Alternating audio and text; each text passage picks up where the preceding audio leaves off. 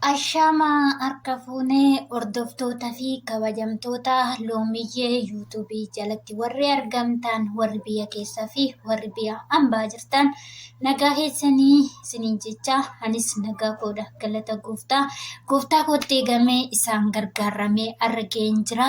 Isinis immoo akka gooftatti eegamtanii gargaaramtanii isaan eegamtanii har'a geessan gooftaa biraa abdii guddaan qaba. Isatu nu gargaara, isatu nu eega waan ta'eef isa biraa shakkii tokkorraa hin qabu jechuudha. Baga eegamtanii isiniin jedha. Warroonni amantaa musliimas, warroonni amantaa kiristaanas hundi keessanuu warroonni amantaa biraas hordoftan nagaa keessanii isiniin jecha anis nagaa koodha galata gooftaa kootitti eegamee har'a ga'een jira. Baga eegamtanii, baga gargaaramtanii har'a geessanii isiniin jechuu jaaladha. Egaa warroonni loomiyyee jabaadhu sifaana jirraa jajjabaadhu ettaniin jajjabeessaa jirtan gooftaan baraa fi jireenya keessan haa eebbisu. Eebbifamaa isiniin jedha. Darbaa deemaa hin qabamina bakka yaaddan gahaa isiniin jedha. Egaa warroonni natti dabalamtanii maatii koo hin taanes kottaa maatii koo ta'aa na jajjabeessaa isiniin jedha. Waliin haa jabaannu, waliin haa guddannu isiniin jechuu jaaladha. Egaa loomiyyee maal qabattee dhufte yoo jettanii waan keessa koo deddeebi'ee wayiitu jira.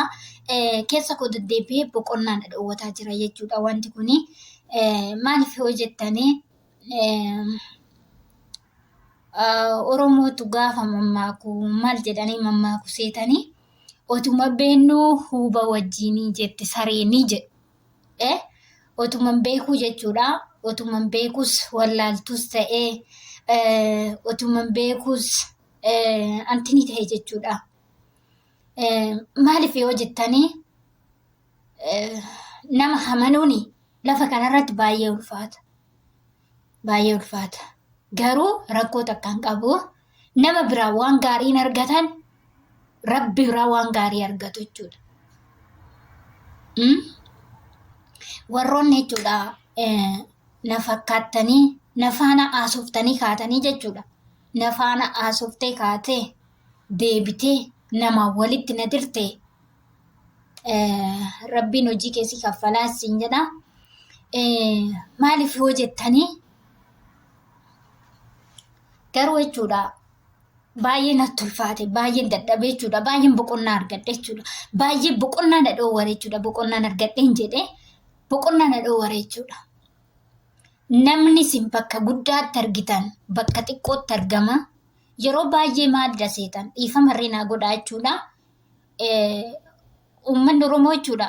Uummanni Oromoo nama bakka guddaatti argiteetu bakka xiqqootti gad deebi'ee argama jechuudha. Nama ati guddaadha jettee yaaddeetu deebi'ee si gajjallaa sanitti argama jechuudha.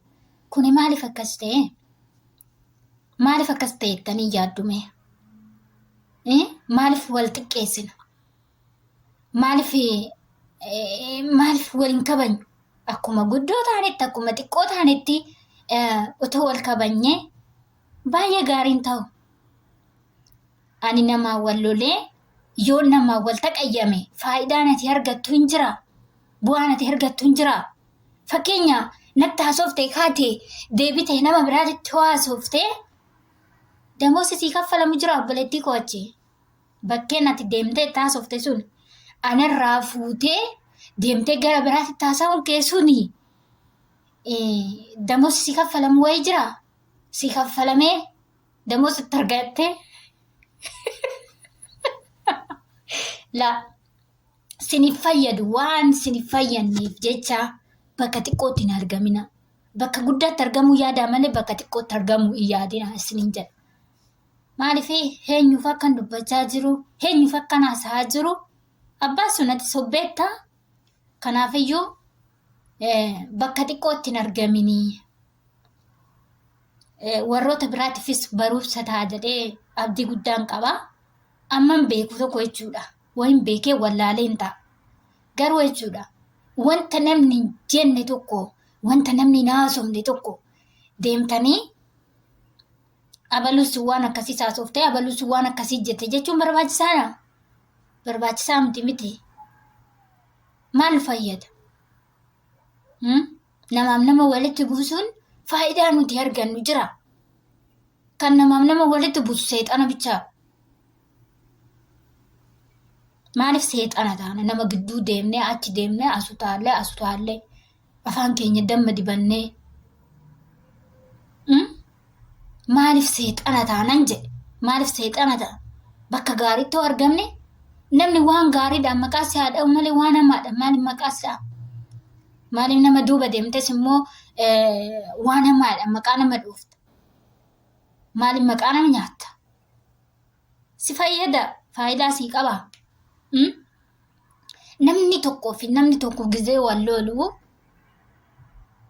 anirree garuu eenyunuu wal loluu hin barbaadu. Eenyu faanas walitti bu'uuf fedhu garuu fakkeenya amma fotoonani naman dubbii ho'isu ta'ee dubbii sana qabadhee utuun deema ta'e namni walitti bu'e faayidaa natti argattu jiraame. Si fayyada obboleettii koo obboleessa koo fayyadamtaa faayidamoo taata. Waan gaariidhaan nama fayyadi malee waan hamaadhaan nama fayyadi. Kanaafiyyuu loomiin jechuudha. Loomiin nama amantaa biraa jibbituu miti. Abbaa waan barbaadetti amanuu danda'a. Abbaa waan barbaade mukatti amanuu danda'a. Lafatti amanuu danda'a. Waan isaaf ta'e itti amanuu danda'a jechuudha. Abbaan carqii kanatti amanuu danda'a jechuudha. Carqiidhuma uffadhee jiru tanatti. Hani yoona itti amane anaaf amantiidha bakka. Anaaf amantiidha. Kanaafiyyuu waan karaa amantiitiifaa deemtanii bukeessitanii oduu bukeessitanii jechuudha. Oduu bukeessitanii nama walitti buusuun xaarinaadhaa isiniin jedha.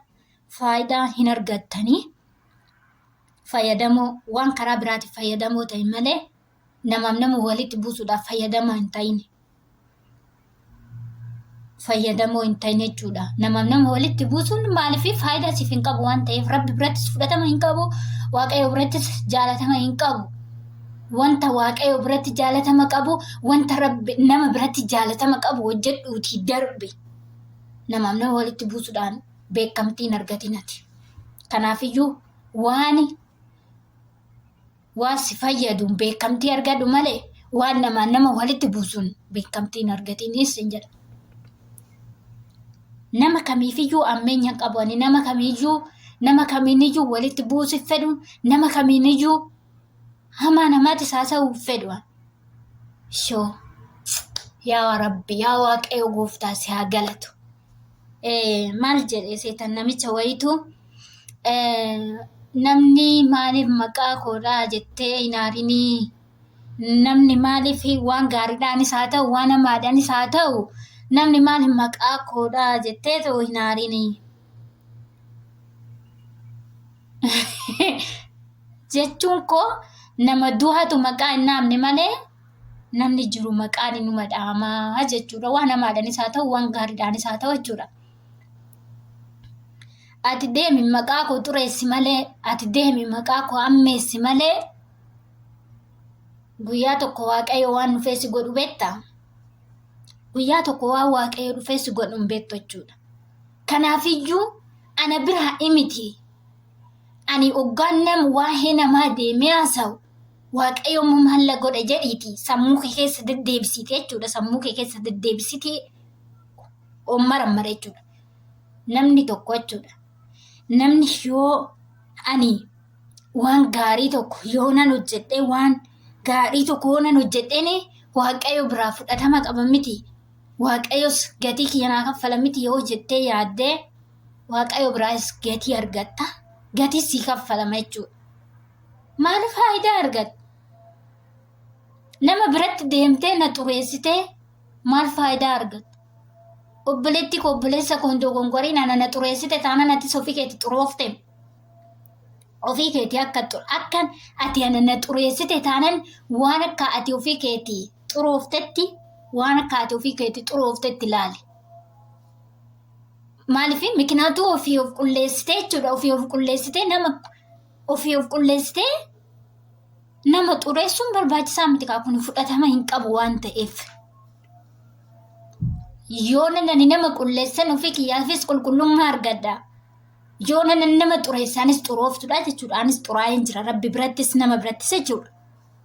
Kanaafiyyuu waan nama tokkotti haasoftan tokko deemtee nama biraatitti naasee rabbi siif haa dhiisu, waaqayyo siif haa dhiisu. Maal faayidaa argatta? Nama tokko deemtee qoshosheechuun maal faayidaa sii qaba? Maal si fayyada? Namaaf nama walitti buusuun maal faayidaa sii qaba? Faayidaa tokkorree siin qabu siin jedha ishiin dhagaye. Yoo viidiyoo kiyya kana dhaggeeffataa jiraattee yoo itti dhaggeeffatte si fayyada. Dhaggeeffadhu, waan takkarree keessaa qabadhu jechuudha. Ani amma maafan maqaa dhahamee miti. Maaliif maqaa dhahamee? Maqaa dhahamu kootiin hin gammadaan yeroo baay'ee. Kolfeen irra darba dhugaa.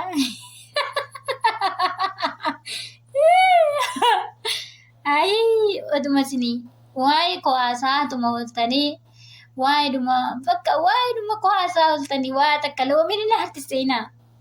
Aralaarooni. Waa takka naaru. Unkaana na dhiisito jechuudha. Unkaana na dhiisito gooftaan Yesuus Kiristoos inni nuuf jedhee fannoo gubbaarratti fannifamee jechuudha. Waan gaariin hin haasa'amneef isaaf jechuudha. Kanaafiyyuu ani maaliif waa'ee koo haasoftuu miti? Hin badinaa isiniin jechuu godha.